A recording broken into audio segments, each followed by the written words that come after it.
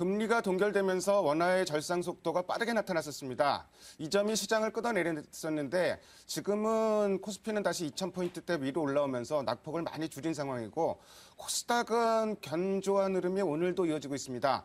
자, 이런 흐름 어떻게 대응해야 될지 3인의 전략에서 알아보도록 하겠습니다. 오늘 이 시간에는 머니투데이 방송의 이학용 전문위원과 LNS 파트너스의 하창봉 팀장 두 분과 함께합니다. 안녕하십니까? 안녕하십니까? 안녕하세요. 시장 중심이 되는 키워드를 알아봅니다. 5위부터 3위까지의 키워드를 화면을 통해서 확인해 보도록 하겠습니다. 오늘의 5위 키워드는 국제유가 4개월 내 최고치입니다. 미국의 원유 선물 가격이 4개월 내 최고치를 기록했습니다. 사우디아라비아의 감산 소식과 중국의 수출 호조가 유가 상승 요인으로 작용했습니다.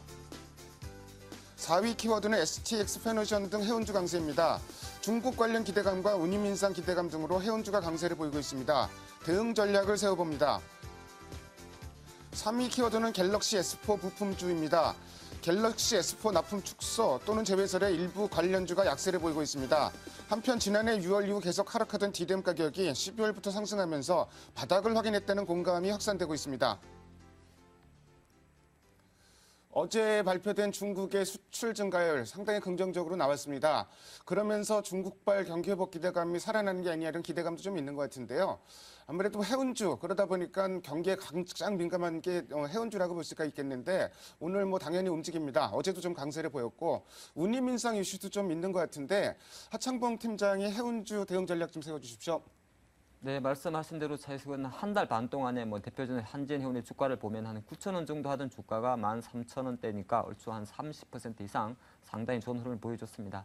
여러 가지 상승 드라이버가 있겠습니다만 첫 번째로 저는 생각하는 것이 이것도 항상 운임 인상 가능성을 좀 열어두고 있다는 거죠. 실제적으로 보니까 지난달 12월 15일 정도에 일부 주요 선사들이 일정 부분 운임도 좀 인상을 했었다 그렇게 보는 것이고 가장 그런 것이 일단은 운임 지수도 바닥이고 경기도 안 좋습니다만은 실제적으로 최근에 발표됐던 사실 어제 하루만 놓고 보면은 어제 중국 수출 지수가 좋게 나왔습니다만은 12월 달부터 실제적으로 중국에서 발표됐던 PMI라든지 기타 관련 지표들이 좋게 나오면서 중국발 어떤 회복 모멘텀에 조금 드라이버를 끌어줬다 볼 수 있습니다. 또 하나 그런 것이 중국 같은 경우는 이제 춘절이죠. 우리나라로 치면 아마 설날로 제가 알고 있는데 춘절 이후에 계속적으로 약간 상승세가 좀 이어진다 그런 이야기 좀 나오고 있고요. 또 한편으로는 유럽이라든지 미주 노선에 대해서도 향후에 운임 인상 가능성 좀 열어두고 있기 때문에 이런 부분이 주가에 좀 반영됐던 것 같습니다. 항상 보면 해운주 볼 때 요새는 많이 신뢰도를 안 줍니다만 BDI 지수를 그때 많이 봤죠. 발틱 운임 지수가 그런데 이 BDI 지수가 보통 1000 밑에 있으면은 정말 해운사들이 그 원가도 못 보는 장사를 하고 있는 겁니다. 그런데 최근에 보면은 계속적으로 BDI 지수가 700선 초반 정도, 지난주 보니까 한 706 정도 찍은 거 보니까 아직까지도 워낙 BDI 지수도 실제로 바닥 가능성에 좀 턴어라운드 가능성에 무게를 두고 있다 보니까 시장에는 항상 해운 관련주에 대해서 운임 인상 모멘텀이 좀 남아있다 그렇게 보는 것이고요. 전반적으로 봤을 때 근데 과연 업황이 돌아설 것이냐 여기에 대해서는 조금 저는 아직은 회의적입니다. 물론 지금 현재 나오는 경제 지표가 좋긴 좋습니다만은 컨테이너 운임이라든지 공급 부분에서도 아직 공급 과잉에 있고요. 가장 중요한 거는 수요가 좀 회복되는 여부인데 일단 수요 쪽은 실제적으로 경기가 좀 돌아선다 그러니까 기대해 보겠는데 공급 과잉 문제는 좀 남아있는 숙제입니다. 그래서 대표적인 관점에서 봤을 때 지금 상장돼 있는 제대로 된 주식 중에서는 한진해운 정도만 있죠. 다른 종목 같은 경우는 매각 이슈 때문에 주가가 가는 것이고요. 한진해운 관점에서만 잠깐 보면 말씀드린 대로 실적은 아직 좀 올해 4분기 같은 경우도 100억 정도 연결 기준으로 적자 정도를 전망합니다. 그래서 사실 실적에 대한 기대치는 낮습니다만 운임 상승에 대한 기대감은 좀 올랐기 때문에 기관 수급 받쳐주면서 좋은 흐름 보여주고 있습니다만은 투자 관점에서는 지금 타이밍이 실적 시즌인 걸 생각한다면 현재 수준에서는 조금 시세가 있으니까 보유는 하겠는데 덥석덥석 계속적으로 낙관적 전망을 가져가기에는 조금 체크할 부분이 있지 않나 보겠습니다. 해운주 글쎄 아직까지는 조금 기대감이 앞서가는 분위기인 건 틀림없고요. 역시 업황이 좋아질지 여부가 중요한 관건이 될 것 같습니다. 오늘 갤럭시 S4 납품 관련해 갖고 그야말로 루머가 난무하고 있습니다. 일부 종목은 납품에서 제외됐다는 얘기 들리면서 주가가 하한가까지 떨어지는 그야말로 루머에 의해서 주가가 춤을 추는 모습을 보여주고 있는데 반면에 DRAM 가격은 최근에 이제 바닥을 본 게 아닌가 좀 이런 낙관론들이 솔솔 나오고 있습니다. 이학용 위원이 전반적인 IT주 대응 전략 좀 세워주십시오. 네, 일단 반도체 쪽부터 좀 말씀드릴까 합니다. 반도체 관련주에 대해서는요, 장기적인 매수 의견 다시 한번 확인드릴 수 있어 보입니다. 이미 작년 3분기 삼성전자 실적 발표 쪽에 하는 날이요. 삼성전자 분명히 얘기한 것 중에 가장 중요한 것이 이거였죠. 반도체 쪽의 그 D램 시장에서요. 7킬런 게임은 끝났다는 것이고요. 수요 공급이 상당히 우호적으로 개선되고 있다는 측면이었습니다. 물론요, 여러 가지 얘기가 있겠는데요. 반도체 수급 개선에 대한 믿음은 분명히 가지셔도 된다는 생각 갖고 있습니다. 모바일 D램이라든가요, 낸드 플래시에 대한 수요가 꾸준히 증가하고 있다는 것은 분명하다고 보고 있습니다. 다만 이제 한쪽에서는 삼성 갤럭시 S4에 대해서 납품이 납품이 탈락했다는 그런 일부 얘기도 있고요. 그런 데서 또 일부 회사에서는 사실 무근이라고 하면서 주가 좀 등락을 오늘 엇갈리고 있습니다. 또 한편에서는 이런 얘기도 하고 있죠. 애플의 실적이 지금 애플이 그 매출이 생각보다 안 나오니까요. 애플을 향 어떤 부품 매출을 했던 기업들의 실적이 안 좋아진다는 얘기도 분명히 나오고 있습니다. 그 부분에서 약간의 좀 정리가 필요하겠는데요. LG 디스플레이는 분명히 어느 정도 영향이 있을 겁니다. 왜냐하면 LG 디스플레이가 주가가 올라갈 때는 항상 애플 쪽과 같이 움직였던 경향이 있고요. 애플에 대한 LG 디스플레이의 비중이 20에서 30-40%로 늘어난 것이 분명하기 때문에 어느 정도 충격이 불가피할 거라고 보고 있습니다. 인터플렉스가 오늘 주가가 상대적으로 떨어진 것도 그 애플에 대한 비중이 분명히 있다는 거, 삼성 관련 사실 무근 루머도 나왔던 것도 분명히 영향이 있습니다. 반면에요, SK하이닉스에 대해서는 저는요 그렇게 큰 악영향이 있다라는 생각을 갖고 있지 않습니다. 왜냐하면 기본적으로 반도체 수급이란 건 애플의 향 매출이 안 나오는 것에 상관없이요, 여타 제품에 대한 어떤 수요가 꾸준하기 때문에 반도체는 전체 수급을 따져야 되기 때문에요, 나쁠 이유가 그렇게 없다라는 생각을 갖고 있습니다. 다만 크게 봐서 어느 종목이 탑픽이냐 하면 늘 말씀드리지만 IT 전체에서는 삼성전자가 탑픽일 수밖에 없다는 생각 갖고 있고요. 두 번째 주식을 선택한다면 SK하이닉스가 되겠습니다. 반도체 전체 수급의 개선세가 분명하다는 생각 갖고 있다는 건 분명하겠고요. 기본적으로 목표 주가는 1차적으로 한 3만 원 정도 보시면서 장기적으로 대응하시는데 큰 무리가 없다는 생각 갖고 있습니다. 애플에 대한 애플향 납품 비중이 큰 회사들 아무래도 좀 영향이 있을 것 같긴 하지만 삼성전자 또 SK하이닉스에 대한 여전히 긍정적인 시각 전해주셨고요. 그래서 오늘 갤럭시 S4 관련해갖고 루머가 많이 도는데 결국은 지난번 몇고 나면은 주가 빠진 종목들은 좀 실적이 안 되는 종목들이 주가가 빠졌던 경험들이 상당히 좀 많았던 것 같습니다. 루머 자체가 루머의 시장이 휘둘리는 모습은 좋지는 않은 것 같은데 어쨌든 실적 이런 부분 좀 더 밀착해서 시장에 접근할 필요가 있을 것 같습니다. 다음으로 오늘의 2위 키워드를 화면을 통해서 확인해 보도록 하겠습니다. 오늘의 2위 키워드는 금리 동결, 환율 속락입니다. 그래서 오늘 전문가들 중 절반 정도는 금리 인하를 예상을 했었는데 동결이 됐습니다. 2.75%, 연 3개월째 지금 동결이 된 거고요. 그러다 보니 인하까지 예상을 했었는데 왜 동결했지? 이런 생각들도 좀 많이들 가졌을 것 같습니다. 금리 동결 배경, 하창봉 팀장은 어떻게 보세요? 네, 말씀하신 대로 오늘도 한국은행에서 금리를 동결했습니다. 시장에서 이제 인하에 대한 이야기 잠깐 나왔던 이야기는 크게 제가 판단할 두 가지 정도가 있는데요. 하나는 가파르게 이제 절상되고 있는 원화의 속도를 좀 진정시키기 위해서 금리를 좀 내리지 않겠느냐 그런 이야기 좀 나왔었고, 사실 이제 보통 금리를 내리게 되면 기준금리를 내리게 되면은 환율이 하락 방어적 역할을 하기 때문에 그런 기대감이 좀 묻어 있었던 것 같고요. 또 하나가 지금 신정부다 보니까 이제 항상 신정부에서 서민 대책 관련해서 가계부채 이야기를 많이 합니다. 가계부채 측면에서 사실 금리 인하도 잠깐 나왔었는데 실제적으로 보면 오늘 하는 총재의 어떤 그 멘트를 보면은 동계를 배경을 좀 살펴보니까 지난 4분기부터 그래도 경기 속도 자체가 어느 정도 그렇게 악화되는 것은 진정됐지 않냐 그렇게 좀 이야기를 했습니다. 그도 그런 것이 어저께 이제 또 유럽 22 드라기 총재 같은 경우도 우리 2013년도 하반기 정도부터는 조금 덜 쏠 수 있지 않느냐 이런 이야기를 좀 하다 보니까 그런 기대감을 좀 묻어두면서 여러 가지 제반 요건이 있습니다만은 동계를 택하지 않나 보겠고요. 가장 좀 중요한 것이 실제적으로 그렇지만은 올해 2013년도도 한국은행은 실제적으로 우리나라의 경제 성장률 전망치를 기존 3% 수준에서 2.8%로 낮췄다는 겁니다. 하지만 그것 자체 2013년도도 항상 시기의 문제지 계속적으로 금리 인하 가능성은 오픈마인드로 열어놨다 볼 수 있는 것이고요. 하반기를 약간 하반기라는 건 이제 9월, 10월 달 이후를 말하겠죠. 그때를 조금 좋게 보는 이유는 2013년도 경제 전망치를 오히려 2014년도 전망치를 3.8%로 상향을 했다는 겁니다. 그 관점에서 봤기 때문에 상반기에 조금 안 좋을 가능성이 있다. 그렇게 됐을 때는 기간의 문제지 타이밍만 되면 금리를 내릴 의사가 있다는 것은 좀 필요했다 그렇게 보는 것이고요. 항상 지금 하는 또 제일 골치 아픈 것이 원화입니다. 원화인데 실제적으로 물론 그 하는 내 입장 입장을 보면은 뭐 원화가 이렇게 계속 절상이 되면 뭐 옛날에 자동차나 기계류가 좀 약세 보는 거 그런 거는 좀 구시대적 발상 아니냐. 요새 뭐 자동차들이 가격으로 파는 거 아니다. 다른 비경쟁력으로 판다 이렇게 이야기를 하는 걸 하고는 있는데 그래도 오늘은 보면 자동차 쪽으로 조금 지지부진하다는 것 자체는 그 투자 심리적인 측면에서 환율의 하락 속도를 조금 자동차 섹터나 기계 섹터는 좀 두려워하지 않나 보겠고요. 투자 관점에서는 사실 지금 뭐 보니까 2011년 8월 수준인 것 같습니다. 1,050원대면 그 정도 수준 내려오는데 진짜 환율 영향에 봤을 때는 조금 기조적으로 보는 게 좋을 것 같고요. 금리 인하의 향후 전망에 대해서는 아직까지는 조금 더 눈치 보기 장세 속에서 인하 가능성은 열어두는데 바로 기습적으로 인하하지는 않지 않겠느냐 그리 보겠습니다. 이번 금통위의 시장 참여자들 관심이 굉장히 높았는데 그 이유는 아마도 환율 때문인 것 같습니다. 오늘 뭐 금통위 결과 나오고 나서 환율은 하락 속도가 더 빠르게 나타나면서 지금 뭐 1,055원대 뭐 이렇게까지 떨어져 있는 상황입니다. 오늘은 또 뱅가드 펀드에서 벤치마크 지수를 변경하는 첫날인데 사실 외국인 매매를 보면 오늘 그다지 영향을 받는 것 같지는 않습니다.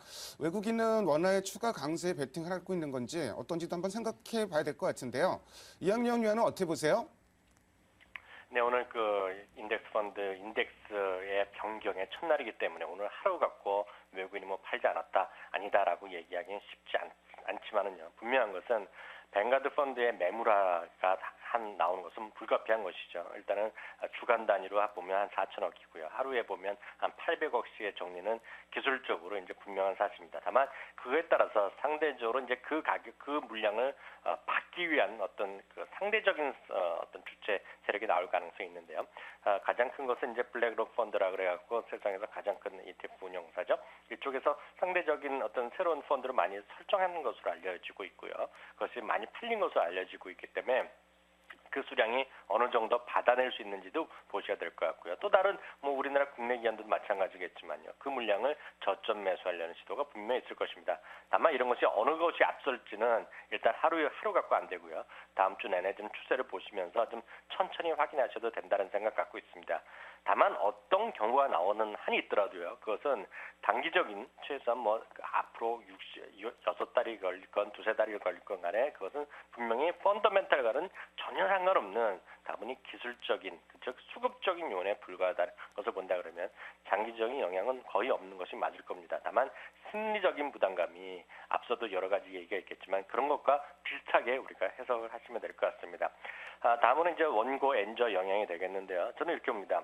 원고, 즉 원화가 강세가 돼서 외국인의 입장에서 온다 그러면 추가적인 원화 강세 베팅, 즉 쉽게 얘기해서 1,000원 이하까지 간다. 뭐 이런 것을 본다 그러면 지금 현재 수준에서 보더라도요. 5, 6%의 환책이 가능하기 때문에 외국인의 매수세가 충분히 가져올 가능성이 있습니다. 그것이 한 축 있는 반면에요.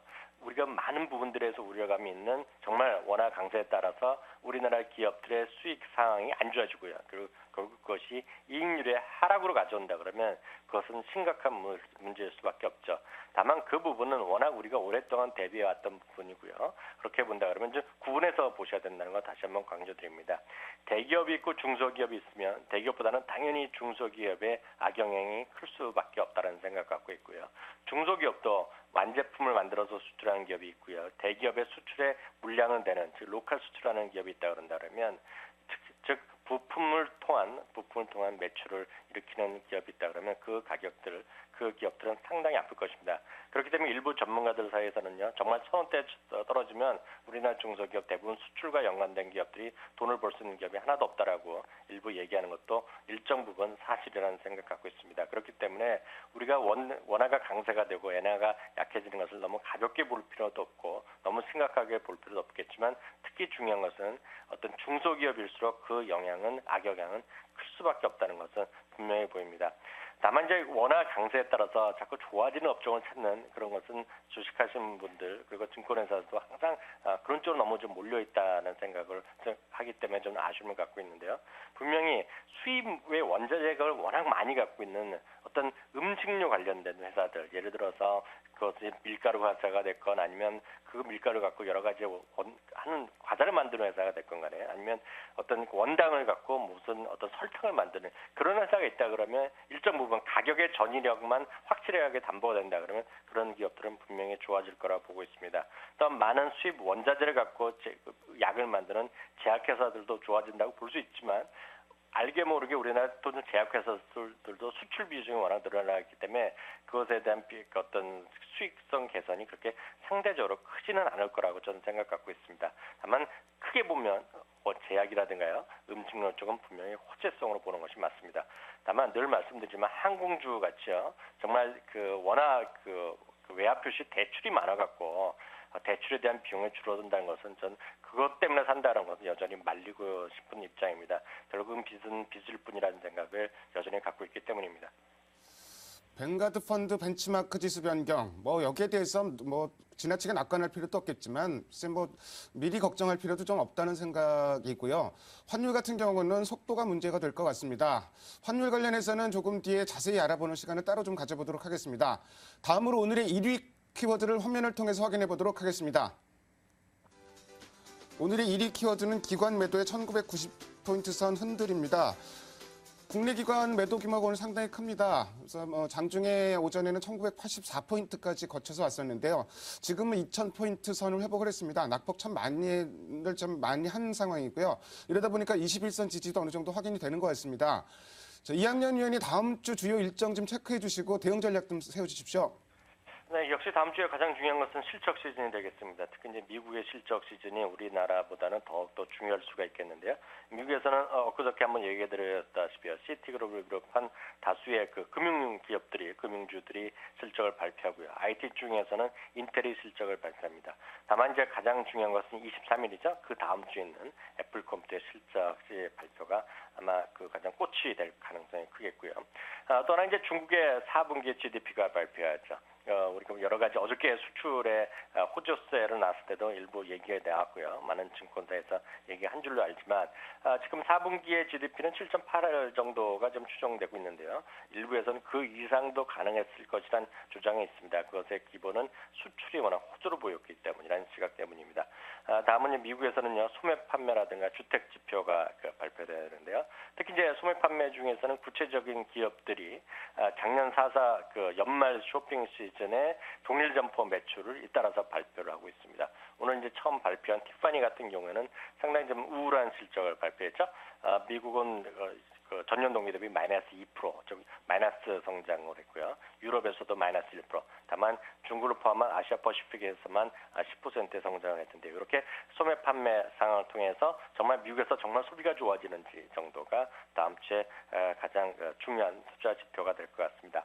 다음은 체크 포인트가 되겠는데요. 역시 계속 얘기 나오지만 외환시장의 방향성과 그에 따라서는 외국인의 매매의 규모가 분명히 중요해질 거라고 이해를 하고 있습니다. 오늘은 첫날이었기 때문에 큰 의미가 없다 손 치더라도요. 다음 주 내내 이제 뱅가드 펀드의 어떤 벤치마크 조정에 따른 어떤 매물화가 현실화되고 그런 것들이 시장에 어느 정도 영향을 미칠지를 꼼꼼히 단기적으로는 분명히 중요한 이슈가 될 거라고 보고 있고요.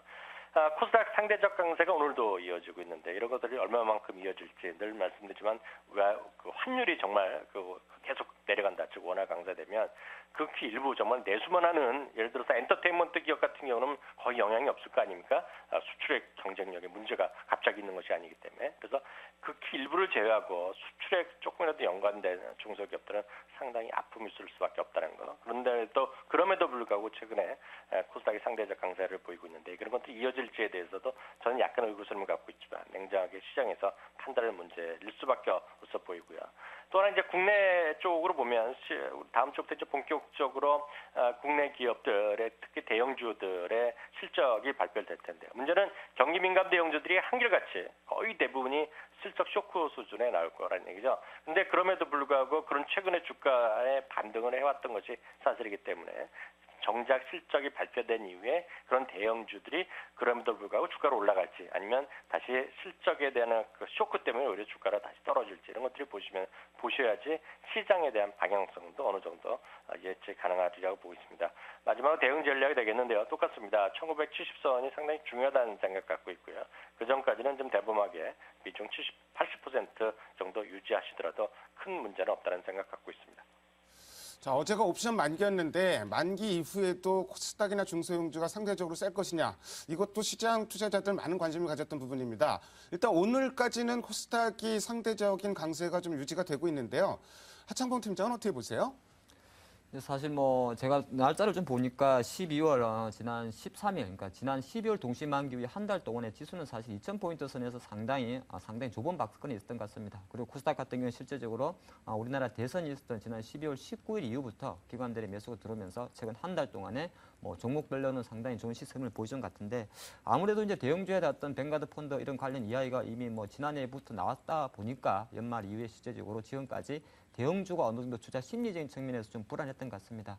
조금 전 위원님 말씀하신 대로 뱅가드 펀드 때문에 만약에 좋은 주식이 헐값에 떨어진다면 그것은 철호의 기회겠죠. 중장기 투자가한테는. 그래서 그것 자체는 사실 투자 심리적인 측면에서 좀 부담이 되겠다 보는 것이고요. 가장 중요한 거는 그래도 대형주가 그나마 박스권을 유지해 주기 때문에 중소형주 좀 강했지 않나 보겠습니다. 또 하나가 1월 초에 이벤트가 크게 두 가지가 있었죠. 하나가 삼성전자의 최대 수준의 실적 발표 그리고 CES 2013이 있었습니다. 근데 사실 CES 2013에서 나왔던 뭐 TV 관련 거라든지 관련 부품주들 사실은 실적은 다 안 되는 종목들이 많은데 그런 반짝 1월 효과라는 기대감만으로 저는 왔지 않나 보겠고요. 지금들 보면은 그 연기금이 최근에 보면 언론 플레이도 잘 체크를 하셔야 되는데 갑자기 중소형주 잘 가니까 보도 자료를 통해서 연기금들이 담고 있는 뭐 중소형주는 뭐냐 자꾸 노출이 됩니다. 노출된다는 거는 어느 정도 역발성으로 접근하면 단기적으로 많이 올랐구나 그렇게도 해석하는 게 좋을 것 같습니다. 그래서 저는 뭐 중소형주 강세는 시장이 아무래도 조금 박스를 이어질 것 같기 때문에 좀 계속 이어진다고 뭐 결론은 같이 내드리겠고요.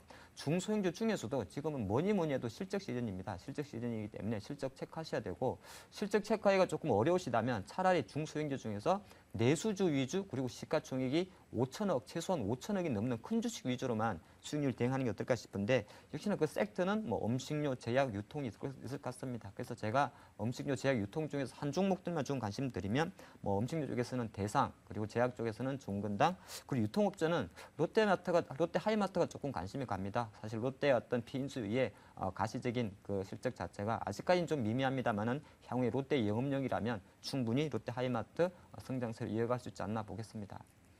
역시 뭐 핵심은 실적일 것 같고요. 뭐 그렇지 않다면은 대안으로 내수주 쪽에 좀 관심을 가져봐라. 관심 가져볼 만한 종목으로 대상, 종근당, 롯데하이마트 세 종목 정도를 제시해 주셨습니다. 지금까지 5가지 키워드를 통해서 오늘 시장의 흐름을 살펴봤습니다. 두 분 말씀 잘 들었습니다. 감사합니다. 감사합니다. 감사합니다.